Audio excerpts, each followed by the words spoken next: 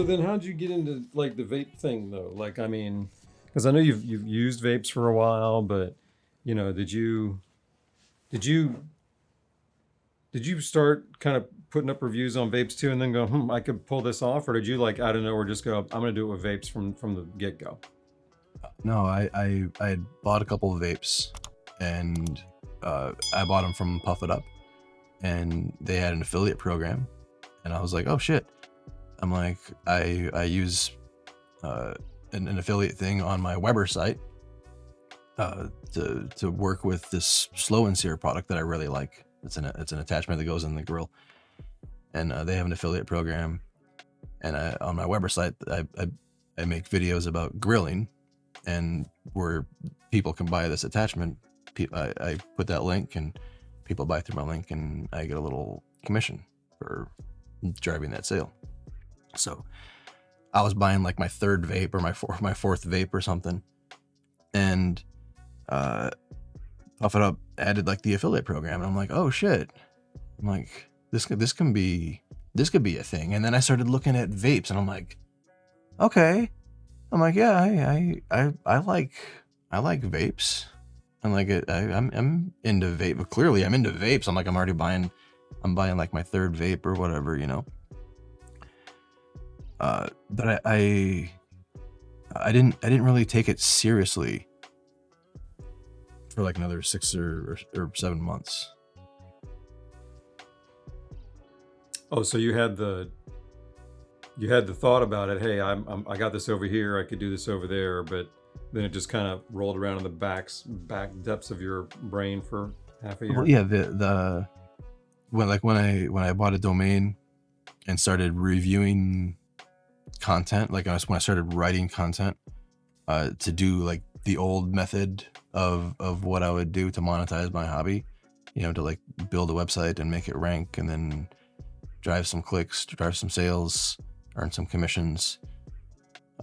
It didn't feel like what I wanted to do with it. Like it didn't feel like what I wanted to build for a brand. Like I didn't feel like because I was reading all the Reddit and fuck combustion, and I was active and shit there. As I got into the space, I saw the community, the need for a better representation community and of the best products available. I wanted to approach 420 Vape Zone as I can only monetize a few of these vapes. However, I'm into all of them. I can represent all of them. I can represent all of them objectively, knowing that I'm only going to monetize 2 or 3 of them from this one or two store. And at the time, it was just built to monetize my own vape hobby.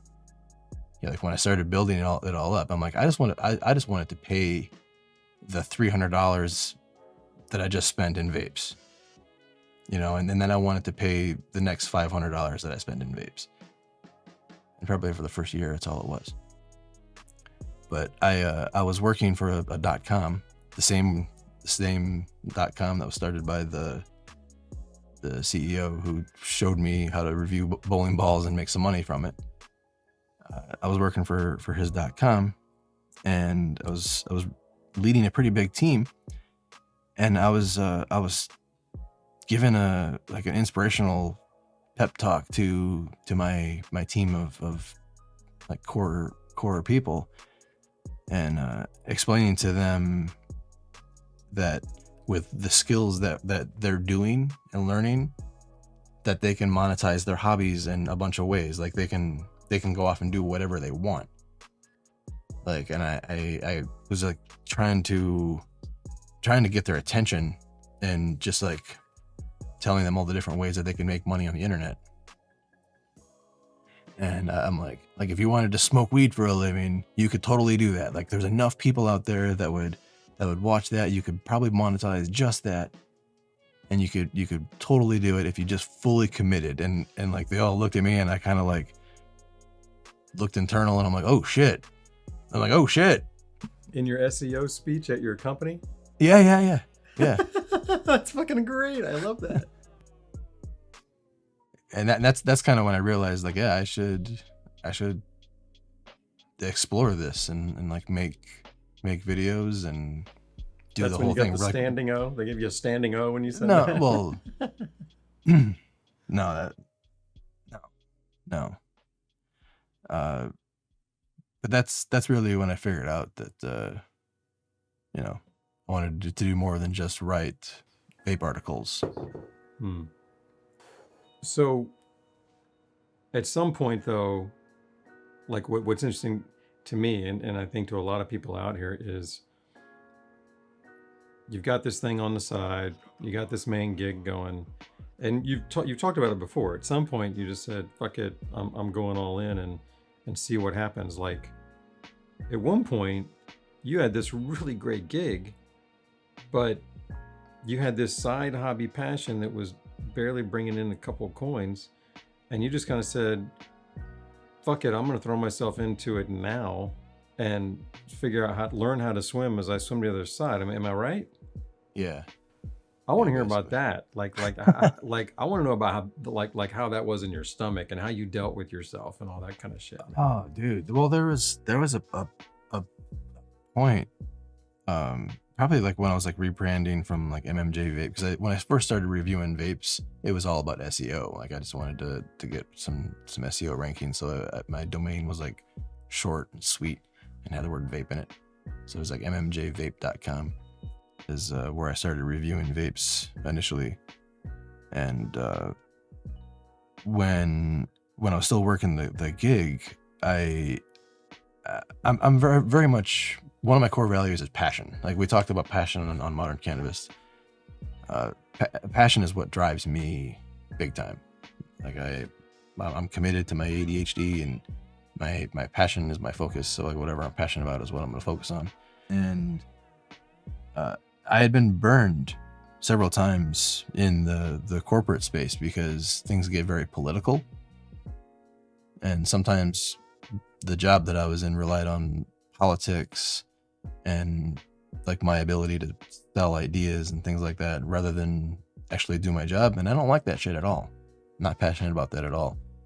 And it was getting to the point where it was burning me and burning my candle at both ends. And I lost interest because of those reasons. And I couldn't be forced to like spend myself on other people's on another on another entity or another business idea unless I was committed to it, like myself, like my passion. Like I needed to be interested to the point where like I would work on something for free enough for somebody to pay me. Like that's the level of like of commitment that I want to put into my passion. And I wasn't passionate about working for that shit anymore. And even though it paid the bills very nicely, I'd add, I've got all this set up, and here I am. I'm gonna like change my salary from this to this just so I can commit to doing what I love. But it was a huge hurdle, but it was so right, because the day that I quit, the day that it all went down, I felt fucking free. I felt like I just graduated high school and I actually had the freedom to do things. Because before, like when I graduated high school, I didn't feel like I had the freedom. I felt like I was locked into doing like these one of three options. That's why I was like, fuck this. I left the country. Well, so you're doing the vape thing. You jump in. Was there a point in time where you were you knew you wanted to do it, but you were stuck and didn't or was it a really quick transition for you? Oh no, I still go through it. I still struggle with things like that. No, I mean, but in this particular moment, you're gonna just do this for a living. I'm gonna go and put all myself into doing vapes. Once you saw that's what you wanted to do, how long did it take you to actually do it? I found myself doing it anyway. That's the thing. So like, I would be at work, and I worked remote. So I lived here in California, and I was managing a team in Illinois, and I worked from home, and I would travel there. So I was able to, like, in my early videos, like I was working a day job, and my shit was set up, and I would block it off. So like when I would video chat with my coworkers, I would set up the screen so they wouldn't see my vape shelf. You had a shelf back then. I love it, man. That's great. Like back when it was just like, when I had 2 black shelves, and the upper one was my vape lineup. Okay, good. So you had this thing going a little bit. You could see it was up. At some point, you switched over, and then you built the Vape Zone, which is an amazing community just all by itself. Like, what was that like building that? What are some of the challenges and rewards of the Vape Zone? Well, when I got deleted the first time from YouTube, it made such a huge community impact. Like, I was gone, so like I was completely disconnected from everybody, except for like the people on like Vapor Ends as like my user account level, and fuck combustion. So like rebuilding on YouTube, the comments that were flooding in were so similar. People were like, "Man, like I was lost without your videos and without your content. Like, I'm so glad you're back." And everybody was like, "Yo, like you need to like build a website so we can all go there, and that way." And I'm like, bro, I have a website, But YouTube being such a huge reach platform, it's just not the same. You can't just upload videos to Vimeo and your website and get that YouTube reach, which is why I'm still here. And you got the Vape Zone, for the most part, exists in the Discord, and is a huge community in there. Yeah, and we connect on Discord, and then there's forums on my website, but I'm gonna overhaul the forums, I believe, and connect them to Discord. That'd be good, because it's a great community. The more access, the better. You know what I'm saying? What's one of your favorite things about being in the industry that maybe people don't know? I mean, everybody looks at it and goes, "Yeah, it'd be cool to, be in the industry and have discounts and get free shit and, get high during the day and, all that kind of stuff, cool parties, whatever." But what are anything in particular that people don't really might not have thought of that you've really found or noticed or enjoyed? The people. The people are amazing. The people in the industry are amazing. There's a lot of shitheads, don't get me wrong. And since we're in a space that's so kind of unregulated and still molding, it's still shaping, it's growing, it's changing, it's adapting, it's blossoming. Mm-hmm. So it's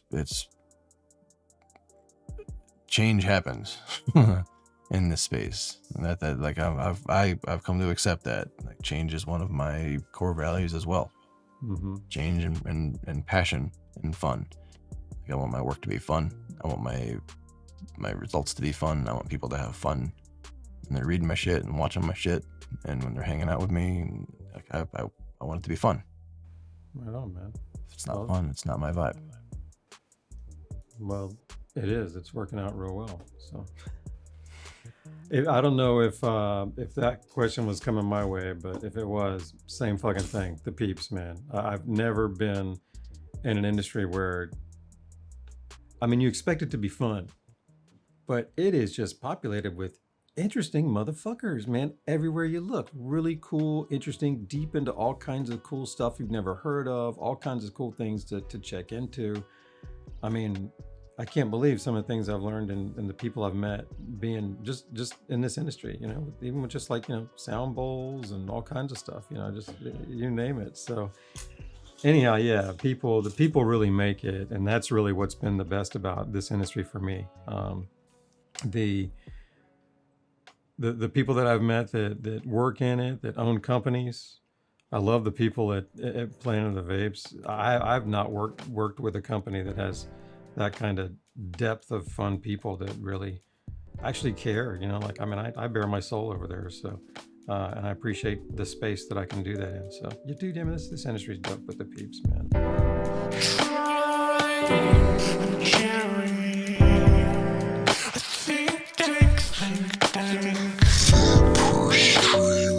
Just what you needed. Glad that you're here.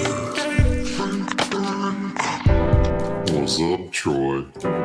Happy Friday, Jerry. Good to see you, man. Whew, good to see you too, man.